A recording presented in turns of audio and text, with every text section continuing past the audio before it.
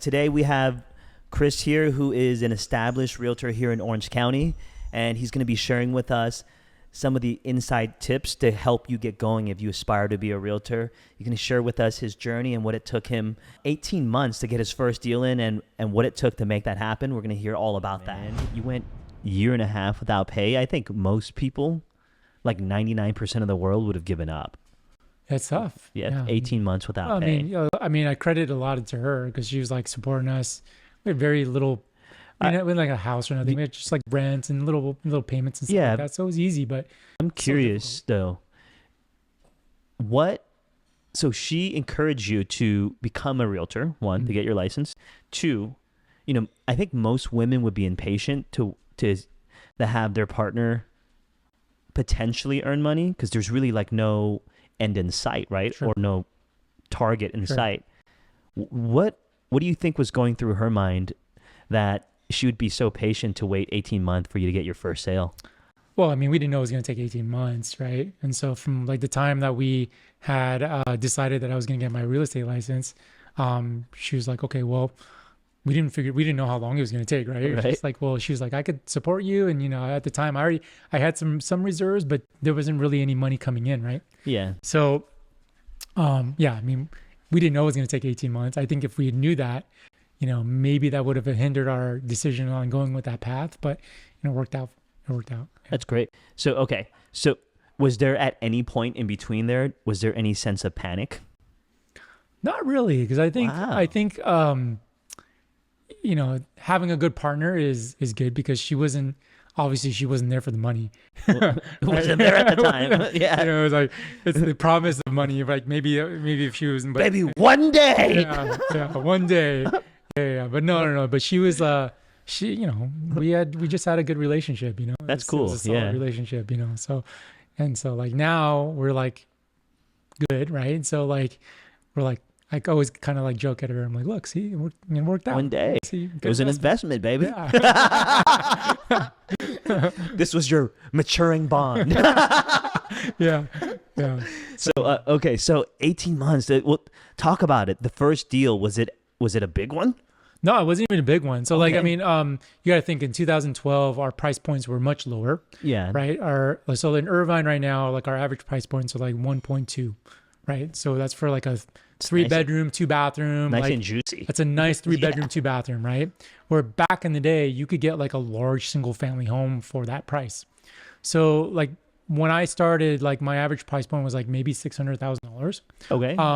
So my first sale, that's pretty nice. Yeah, but my first sale was $400,000, and it was a call that had come into the office, and I just happened to be there at the right time. Okay. The receptionist was like, "Hey, do we have any real estate agents that want to take this call?" And I was like, "Sure, I'll take it." Yeah. And I took it, and I joined a team, and my mentor at the time basically did everything. I just kind of shadowed her. She did all the talking, negotiating, and I just shadowed her the entire time. Mm-hmm. And I was like, okay, this was easy, but it was kind of hard because I didn't know. Like you kind of like, I don't know what I'm doing. Like you kind of feel like I should be doing something. Mm-hmm. But after the first one, second one was much easier. Third one was, and then by the time I got to the fifth or sixth one, I knew kind of how to do it. Chappy. Off.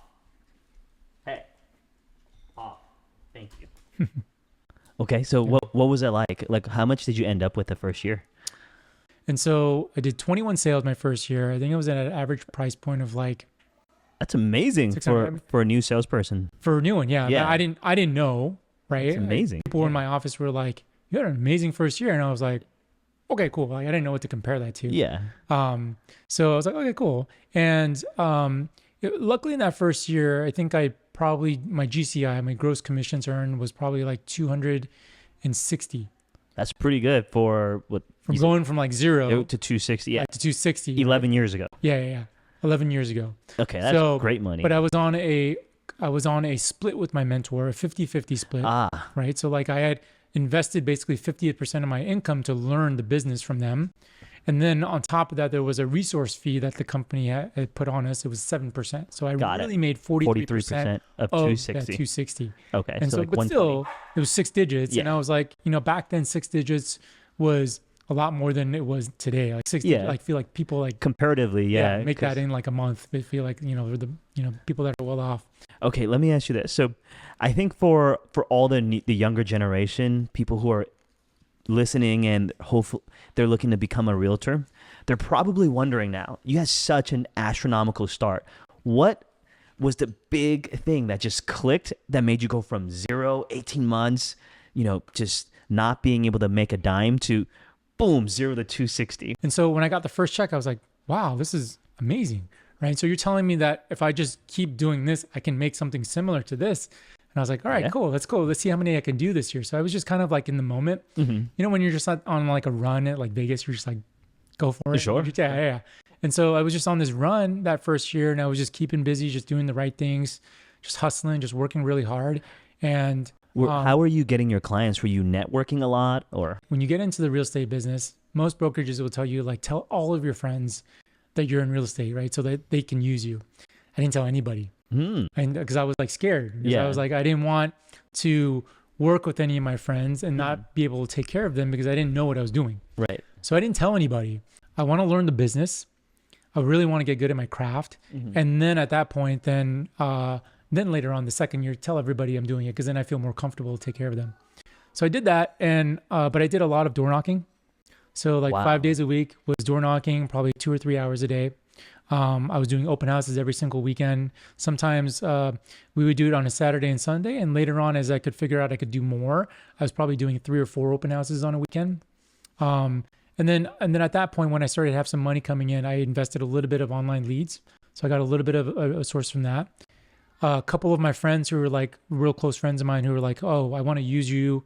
You know, I understand, like, you know, you're new. Right. And I told them, like, look, I have a mentor who'd been in the business a long time. Well, we know what we're doing. And so there was a couple of deals that came from that. And then after the year was done, I ended up with the 21 sales, and it all came from different of those resources. Right. Yeah. Wow. That's okay. So I've done a little bit of sales myself and some door knocking sales. That is by far the hardest thing you can do. I was either cold calling or door knocking. Right. And I hated cold calling just because of I felt like when you knocked on the door and people saw you face to face, they can't hang up on you. It was different. Yeah. Right? Yeah. When somebody hangs up on you or gets on a phone call with you, it's easy for them to be real mean or rude. Right. And then hang up on you. And so like, you're like, I could do a ton more calls and get hung up on, or I could go door knock. And I actually ended up getting a lot of people that were like, oh, you seem trustworthy. Let me show you the house, even though I'm not looking to sell. Really? Yeah. I always get people all the time that would like invite me into their homes. I don't know if that was good or bad. Probably not a good and smart thing to do now, but back then it was like, yeah, no big deal. Wow. Interesting. That's a different perspective because, you know, I came from the mortgage industry. All we ever did was cold call. Yeah. Totally different. Yeah. Totally different. Well, you got to think about it. So when you door knock, there's a lot of things that happen, right? So most people, when you door knock, you're like thinking, okay, like, am I going to find somebody who's going to want to transact with me? Are they going to buy, sell, or lease? But really, in the in-between times that you're actually knocking on somebody's door, as long as your eyes are open, you can like figure out like, oh, this is kind of how this community is like. There's single-family homes, their driveways, they have larger lots. But then the next day we'd go into a different community and they'd be like, oh, completely different. These are like condos attached, right? And so like this one has an HOA. And so like I started to really understand the communities a lot more. So when I would talk to people at open houses and they'd be like, oh yeah, I'm looking to buy in this area. I'd be like, what are you looking for? And I'd be like, oh, you know what? This area would be perfect for you because they have these homes and I would walk those areas and communities. And then as I started to get better at that, I started to see the homes that were vacant, right? The gardening wasn't right. The windows were like open. There was no furniture inside. So those were opportunities for me to reach out to them, like via mail or snail mail or whatever, but to reach out to them and be like, hey, are you interested in selling a house? I know that it's sitting vacant or something like that. So I would like look for every single opportunity that I could. But door knocking was a really great way for me to even talk to people, right? Because I don't think I got really good enough to talk to anybody on the phone long enough. Whereas when I spoke to somebody face to face, we would talk about, hey, are you interested in either buying or selling a house? And be like, no. And then we talk about something else. And it was just easy for us to connect. So it really helped me with my communication skills, learning the community, got some good exercise. And after I was done, I felt like I was actually accomplishing something. Yeah. And then you like track your numbers and stuff like that. And so there's systems. what would you say, the average amount of doors you would knock on in one day? So my thing was I always had something to give them or leave them, because I always felt it was a waste to go around and knock on a bunch of doors and then never have them know that I was there, right? Because back in the day, you didn't have Ring doorbells and stuff like that, right? Yeah. So I always left something saying like, hey, I'm a local real estate agent. We're either prospecting for a client looking to buy in your area, or we've got a listing in the community, whatever it might be. I always left something there so that people had my contact. And at that time, what we would do is we would actually handwrite a note, color copy them. So it looked like you hand wrote every single one. And that's what I would leave. And I would take 100 with me every single day. So 5 days a week, I would have 100 printouts. And then that way I knew like I knocked on 100 doors. So it was probably like 500 doors a week. And I did that for probably like a good 8 or 9 months straight. That's insane. All right. So I guess for any of the younger folks or anybody who's looking to get into real estate, it definitely sounds like tenacity, hard work, and focus, determination pays off. I mean, 100 doors a day is not a joke. That's a lot. Yeah. Like if you get into it, just think about it. If you maybe talk to 10% of the people for 15 minutes of conversation, right? That's because we would knock on 100 doors. We'd probably get anywhere between 15 to 20 people that actually answer their doors. So that was like 15 to 20 contacts or people that you would speak to. I probably would get maybe a phone number here or there. So maybe like 2 phone numbers, maybe a couple emails. So really, if I did that once, I would only have 2 contacts, 2 leads, and like with phone numbers, and then 2 with emails. But if I did that 5 times a week, then I'd have a little bit of a database. And then over a month, I'd have a pretty decent database on top of what I was putting in at open houses. So after my first year, I went from like a 0 database to like, having something that was like a 1,500 person database. And then you would get deals in the second year based off of, hey, I saw you, hustling out there. I was interested in maybe buying a house or selling a house. And we would get deals from that. So it was like, compounding, right? So certainly it did pay off. I don't do the door knocking as much now because I don't necessarily need to, because we have, we call that like sweat equity. Right. Like things that you just do like to like build money without, just with time and effort. Yeah. Now we do a little bit more of the check equity because it, in terms of time and payoff. But certainly today still, if anybody still wanted a door knock, it's still a tried and true way to actually build your business. For sure. Yeah. Now, okay. So transitioning from somebody beginning to somebody who's more established, now you have big dollars to throw around. What would you say is more effective? Like what is one effective marketing methods right now for aspiring realtors? Evolving is very important.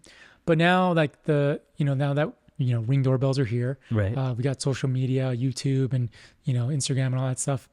Like it's just smarter to work in that facet as opposed to like knocking on 100 doors. Right.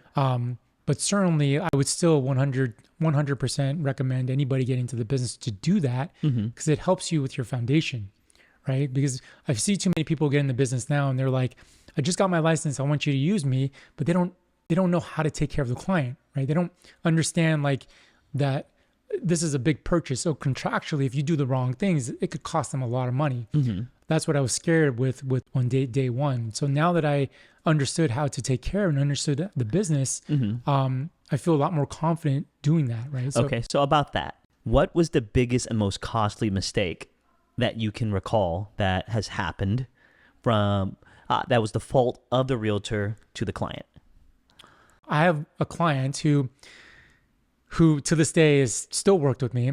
I had messed up incredibly on my first deal with him. Since then, he's bought like 6 houses with me. Luckily, it worked out fine. Messed up incredibly. Like, Can we get some juicy details there? We were, so we had priced his house. We were selling his house. First time I had worked with him. We had priced his house and I pulled the comps and I said, hey, this is what your house is worth. Showed him the comps, told him, and he was like, okay, cool. I understand. So did you price him way low? I priced it way too high. Oh, way too high. Way too high. And so we ended up getting a buyer who was like, okay, I can afford that. It's a nice house. Right. Not bad. Yeah. And so he ended up buying it. This other buyer bought it. We got into the appraisal. The appraisal came in like almost $200,000 short. Okay. So you had to come in with the difference. Yeah. So I was like, how did it come $200,000 short?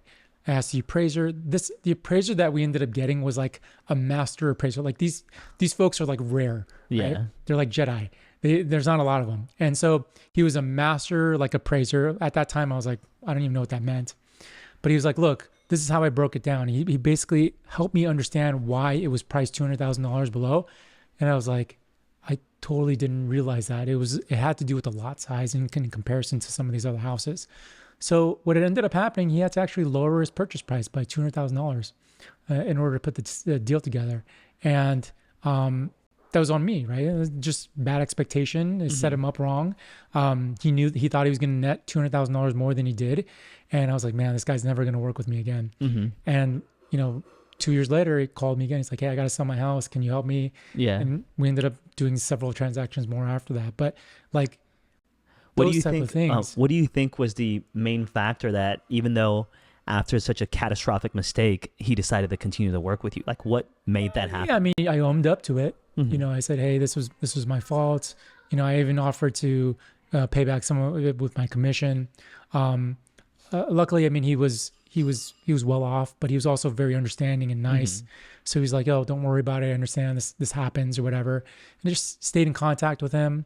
And, there was just a trust factor. I felt like, instead of saying like, pointing the blame on the appraiser or anybody else, like, I think it was an opportunity for me to just take ownership. And I think that was something that was like, I think you gained his respect. Yeah. Certainly some respect there. And so, I was surprised that he contacted me. My wife was like, I'm surprised that he contacted you. I'm like, so am I. I was like, would I call me back? I'm like, I probably wouldn't. Right. But then after that, we did some great deals together. We sold several of his properties that did really well in the good markets and stuff. And so I hopefully made up for it. But yeah, to this day, he's still a client. I talk to him every once in a while too. That's amazing. That's inspiring to hear.